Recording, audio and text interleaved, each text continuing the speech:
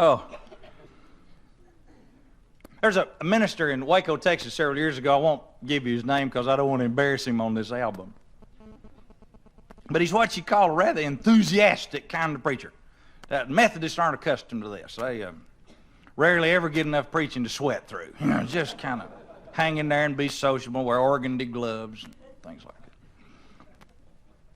And this preacher was one of these kind of guys. He was kind of a showman, and on Sunday nights he got real loose, and he'd come down out of the pulpit and preach in the aisles to people. Just carry on.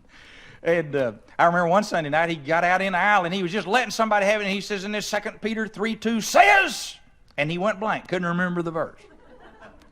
2 Peter 3:2, I remind you. And he couldn't think, so he runs back down the aisle, up on the steps, opens the Bible, whiplashes through the pages, finds it, goes, runs back down there, and then finishes the quotation. Now, that's the way he was.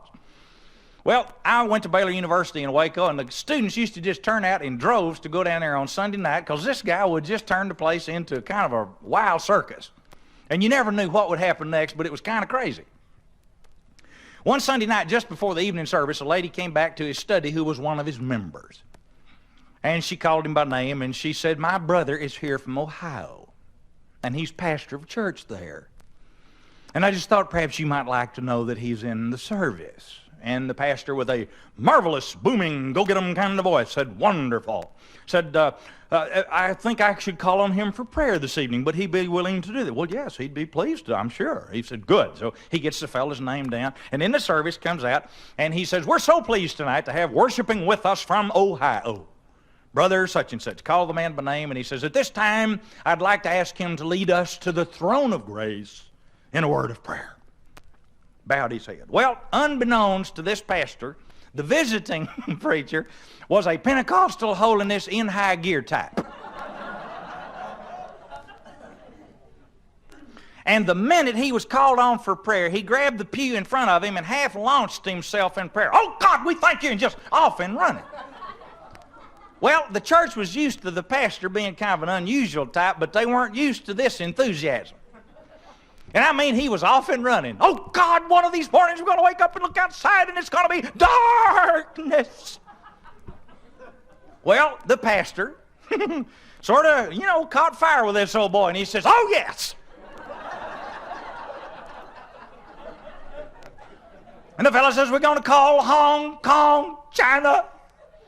They're going to say it's dark over here. The preacher says, oh, God, help us. We're going to call Honolulu. They're going to say it's dark over here. Preacher says, oh, God, help us.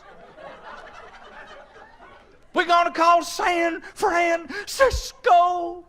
And they're going to say it's dark over here. He said, oh, God, help us. We're going to call Washington, D.C. They're going to say it's dark over here.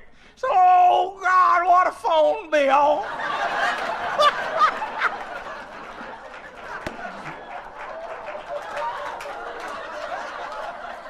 True.